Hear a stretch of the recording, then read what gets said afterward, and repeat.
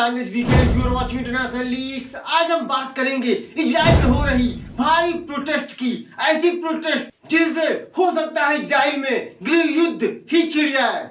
ये मेरा नहीं, जियो पॉलिटिक्स एक्सपर्ट का दावा है। पिछले कुछ महीनों से इजराइल में जब से राइट विंग बेंजामिन नेतन्याहू की सरकार आई है, तब से इजराइल में भारी प्रोटेस्ट हो रहे हैं। नेतन्याहू की गवर्नमेंट जब से फॉर्म हुई है, तब से इजराइल में लाखों लोग 3 महीने से सड़कों पर उतर रहे हैं इजराइल की गवर्नमेंट के खिलाफ, और वो प्रोटेस्ट कर रहे हैं, जिससे इजराइल की गवर्नमेंट भी बहुत ही प्रेशर में है। इजराइल में हालात तो इतने खराब हो गए हैं कि प्रोटेस्टर्स ने इजराइल के प्राइम मिनिस्टर बेंजामिन नेतन्याहू की वाइफ, जो कि एक सैलून के अंदर स्पा ले रही थी, बाल कटवा रही थी, वहां पर लाखों प्रोटेस्टर इकट्ठा हो गए और उनकी वाइफ को घेर लिया, और तकरीबन 2 घंटे तक उनकी वाइफ को वहां से जाने नहीं दिया गया।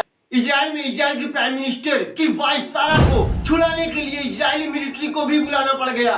मिलिट्री के आने के बाद तब जाकर प्रोटेस्टर्स के कब्जे से इजरायली पीएम की वाइफ सारा बचकर निकल पाई। अब आपके मन में क्वेश्चन आ रहा हो कि आखिर क्यों लाखों की संख्या में प्रोटेस्टर बेंजामिन नेतन्याहू के खिलाफ सड़कों पर उतर गए हैं, और प्रोटेस्ट के साथ साथ ही वॉयलेंस भी कर रहे हैं। इजराइल के प्रोटेस्टर्स कभी वहां की ट्रैफिक जाम कर रहे हैं, और कभी तेल अवीव का क्नेसेट, जिसे इजराइल की पार्लियामेंट भी कहते हैं, उसे चारों तरफ से कभी ना कभी घेर ले रहे हैं। इसका आंसर है इजराइल की जस्ट फॉर्म हुई गवर्नमेंट द्वारा लाया जा रहा most controversial bill, judiciary reform और हॉल बिल, जिसको लेकर इजरायली सिटीजन्स सड़कों पर उतर आए हैं बेंजामिन नेतन्याहू के खिलाफ, और ये कह रहे हैं कि ये सिर्फ वन मैन ओनली, सिर्फ एक लोगों के लिए लाया जा रहा बिल है, मतलब बेंजामिन नेतन्याहू के लिए, खुद के लिए। फ्रेंड्स, इस वीडियो में आपको बहुत कुछ जानने को मिलेगा, वीडियो को अंत तक देखें, और अगर आपने हमारे चैनल को सब्सक्राइब नहीं किया तो सब्सक्राइब जरूर कर लें।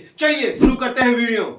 सबसे पहले आपको कुछ बेसिक और फैक्ट्स जानना बहुत जरूरी है, जिससे कि इस वीडियो को टॉपिक आपको अच्छी तरह से समझ में आए। इजराइल की पार्लियामेंट को क्नेसेट कहते हैं, जिसमें कुल मिलाकर 120 सीट्स हैं, और इलेक्शन जीतने के लिए मेजोरिटी में 61 सीट्स चाहिए होती हैं। And most important thing is, Israel में आज तक कभी भी सिंगल मेजोरिटी की सरकार नहीं बनी है।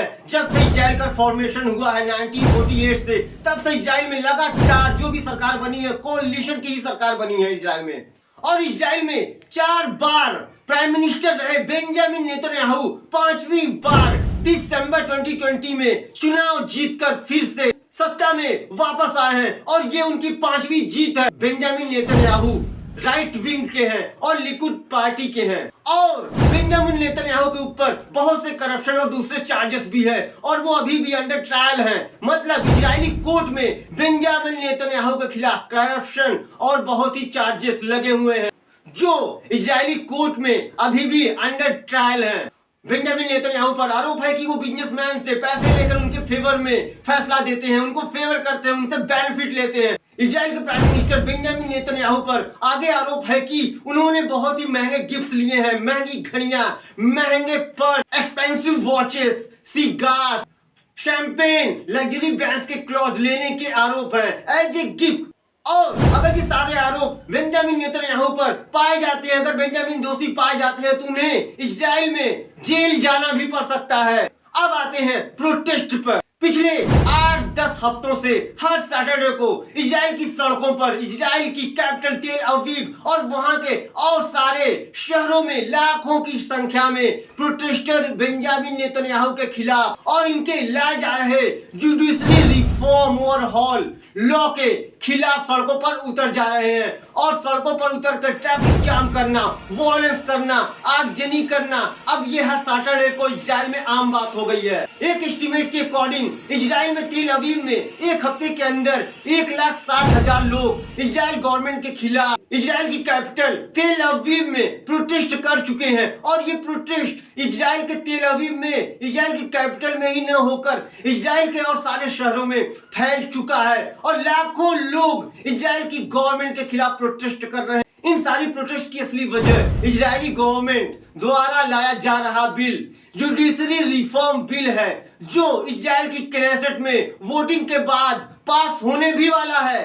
इस जुडिशरी रिफॉर्म लॉ में 4 ऐसे क्लॉजेज हैं जो बोन ऑफ कंटेंशन है, मतलब झगड़े फसाद की सारी जड़, यही 4 क्लॉजेज हैं। चलिए वो 4 क्लॉजेज भी जान लेते हैं जिसकी वजह से इजराइल में गृह युद्ध होने जैसे हालात हो गए हैं। जैसा कि हम सब जानते हैं, किसी भी डेमोक्रेटिक कंट्री में सुप्रीम कोर्ट होता है और वो सुप्रीम कोर्ट किसी भी लेजिस्लेचर द्वारा बनाया गया कानून, कोई लॉ जो वहां की पार्लियामेंट में लाया गया है उसे रद्द कर सकता है, उसे स्क्रैप कर सकता है।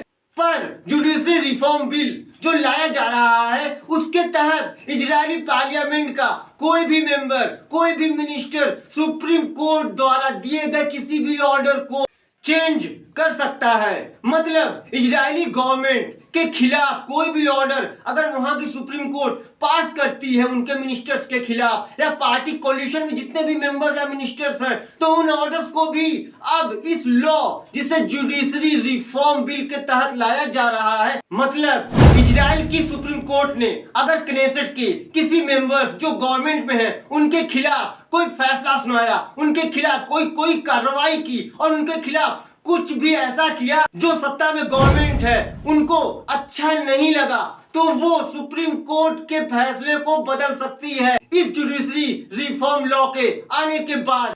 मतलब इजराइल की सुप्रीम कोर्ट गवर्नमेंट के किसी भी मिनिस्टर या खुद बेंजामिन नेतन्याहू जो कि प्राइम मिनिस्टर है उनके ऊपर जो ट्रायल चल रहा है, अगर उनके ऊपर ये ट्रायल जो चल रहा है अगर कोर्ट में, सुप्रीम कोर्ट में साबित हो गया, तो वो अगर उनको जेल होती भी है तो इजराइल के पीएम, इजराइल के प्राइम मिनिस्टर इस लॉ के आने के बाद इजराइल के प्राइम मिनिस्टर बेंजामिन नेतन्याहू खुद को भी प्रोटेक्ट कर सकते हैं सुप्रीम कोर्ट के उस डिसीजन को स्क्रैप करके, उसको रोक करके। अब आपको अच्छी तरह समझ में आ रहा होगा इस जुडिशरी रिफॉर्म बिल के आने से क्यों लाखों की संख्या में लोग सड़कों पर उतर आए, प्रोटेस्ट करने लगे। मतलब अब इजराइल की सुप्रीम कोर्ट इजरायली क्नेसेट के अंडर में काम करेगी, जिनकी गवर्नमेंट होगी, कोalition में जिनकी सरकार है उनके अंडर में इजराइल की सुप्रीम कोर्ट को अब काम करना पड़ेगा जब जुडिशरी रिफॉर्म बिल पास हो जाएगा। Now next is second clause. Second clause में नेतन्याहू की गवर्नमेंट ने सुप्रीम कोर्ट के पास जो पावर थी कि वो किसी भी मिनिस्टर, क्नेसेट के मेंबर्स द्वारा दिए गए किसी भी ऑर्डर को रोक सकता है, उस पर रोक लगा सकता है। मतलब पहले जो पावर इजराइल की सुप्रीम कोर्ट के पास था कि वो किसी भी क्नेसेट के मेंबर्स पर, किसी भी मिनिस्टर पर किसी तरह का प्रतिबंध लगा सकती थी उनके आदेशों पर अब वहां की सुप्रीम कोर्ट ये लॉ आने के बाद अब कोई रोक नहीं लगा सकती थी। जैसा पहले रीजनेबिलिटी का हवाला देकर वहां की सुप्रीम कोर्ट रोक लगाया करती थी, अब जुडिशरी रिफॉर्म लॉ आने के बाद वहां की सुप्रीम कोर्ट से ये पावर भी छीन जाएगा। ये सब तब हो रहा है जब बेंजामिन नेतन्याहू के कैबिनेट के एक मिनिस्टर को हाल ही में इजराइल की सुप्रीम कोर्ट ने आरोपित पाया था। उस मिनिस्टर पर पास्ट में कुछ क्रिमिनल एक्टिविटीज होने का आरोप था। I hope you got the second clause. Now next is number 3, third clause. Third clause के अकॉर्डिंग इजराइल में जो अभी कोalition की गवर्नमेंट है उसके मेंबर्स, उसके मिनिस्टर्स अब इजराइल में कोर्ट्स के जजेस को भी अपॉइंट कर सकेंगे।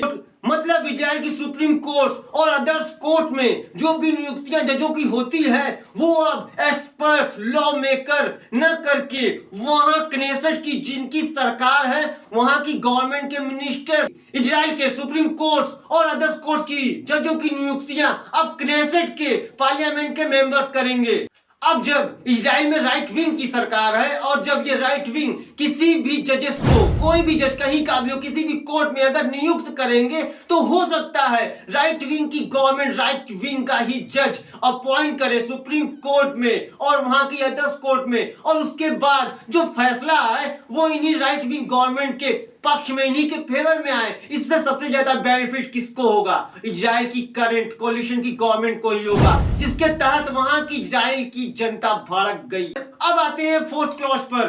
फोर्थ क्लॉज के अकॉर्डिंग अब इजराइल में मिनिस्टर्स खुद अपने लीगल एडवाइजर रख सकेंगे और अथॉरिटी को उनके डिसीजन लेने के बाद उस डिसीजन पर काम करने का मौका मिलेगा। इन सब के बारे में इजराइल के प्राइम मिनिस्टर बेंजामिन नेतन्याहू और वहां के जस्टिस मिनिस्टर यारिव लेनिन ने बोला कि ऐसे चेंजेस करने की जरूरत थी क्योंकि इजराइल की सुप्रीम कोर्ट अनइलेक्टेड है और वो क्नेसेट के डिसीजन मेकिंग में हस्तक्षेप इंटरफियर करती है और जो ये क्लेम कर रहा है कि this reform is end of democracy is baseless. Netanyahu और जस्टिस मिनिस्टर का ये बयान इजराइल में बेंजामिन नेतन्याहू और उनकी गवर्नमेंट कोलिशन गवर्नमेंट का भारी विरोध के बाद आया।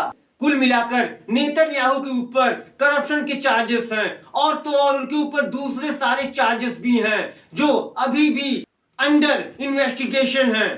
और पॉसिबिलिटी तो यहां तक है कि इजराइल की जुडिशरी सुप्रीम कोर्ट अगर वीक होगा तो सबसे ज्यादा अगर किसी को मिलेगा तो वो है बेंजामिन नेतन्याहू। अब बेंजामिन नेतन्याहू को इसका बेनिफिट कैसे मिलेगा ये लगता है मुझे आप लोगों को बताने की जरूरत नहीं है। उल्टा बेंजामिन नेतन्याहू ये कह रहे हैं कि इजराइल की गवर्नमेंट में जितने ब्रांचेस हैं और यहाँ का जो सिस्टम है वो 2 दशकों से अच्छी तरह से काम नहीं कर रहा है और इन्हें बैलेंस में लाने की जरूरत है और इसी जुडिशरी रिफॉर्म बिल को लाकर वहां की ब्रांचेस को करेक्ट किया जाएगा, रिस्टोर किया जाएगा और उनको बैलेंस में किया जाएगा जो 2 दशकों से बैलेंस में नहीं थी। तो फ्रेंड्स जुडिशरी रिफॉर्म लॉ जो आ रहा है ये इजराइल के सिस्टम्स को बैलेंस में करने के लिए लाया जा रहा है। ऐसा कहना वहां की गवर्नमेंट का है, वहां के प्राइम मिनिस्टर बेंजामिन नेतन्याहू का है। तो फ्रेंड्स उम्मीद करता हूँ कि वीडियो आपको जरूर पसंद आएगा। वीडियो अगर आपको पसंद आया तो वीडियो को लाइक करें, शेयर करें और अपने दोस्तों के साथ शेयर करना ना भूलें। Thanks for watching.